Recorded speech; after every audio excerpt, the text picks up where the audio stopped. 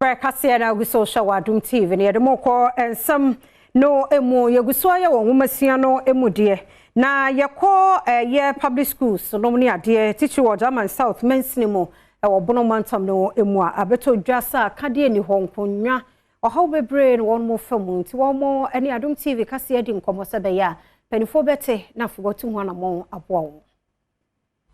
Jaman South Municipality Education Directorate ebehia enkunya any tables bebro empem woche ansana schools ahodo a ewo Municipality ho no nyina no adesuafo enya baby papa tena esua de eno nanchen no se de akyekirefo eni Municipality ho no nso ya de bia eha Municipality ne pa John Kwame Gasu eye Jaman South Education Director wani amani boni etwetwe nkomo no ene wachire mu se achechefo a wonum eje transfer efri Municipality nim honom ekọ emia afoforo no enya de se wanya nsiana mu ni nyina aka ho bi ena ema won ho ekire wonum ewa adesua ho nsem so wode sansemi to dwa wa abra wonum ede dual desk apem ekoma Municipality no.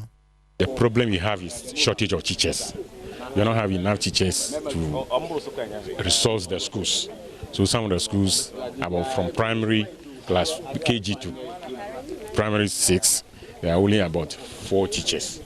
In a GSS, instead of about 6 or 8 teachers, we have only about 3. So this is the major problem that we are having. Adesuafo bi a wonum ewo Municipality nim honom ekire mu a omu se wonum ehia enkunya ene table so dodo de na so kakra ya won sa kan ebeboa wonum pa ama wonum adesua etumi akonkan. Ye brepa ye bre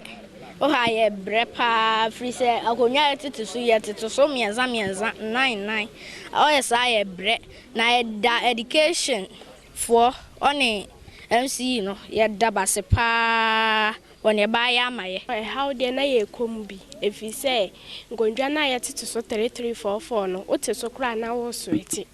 wo ebi kra ho che so still da e wo sort na so se na ebe yo no so besua ade Andrews bedi akon eye MCE ewo Jaman South wodi nsem sei eneto aso director from education ede to just omo deficit of furniture ewo municipality mean about 8,000 enti say sa na tere say ye bepe kwan ye befa so ebitumi ayi sa haw no afiri ho ye ntumi anyi nyina akura na ebitumi ate so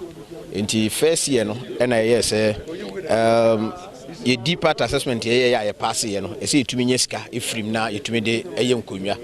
enti we ye nkonwa ye de boa initially ye say nka ye be 3,000 ya 7,000 8,000 so aba be 5,000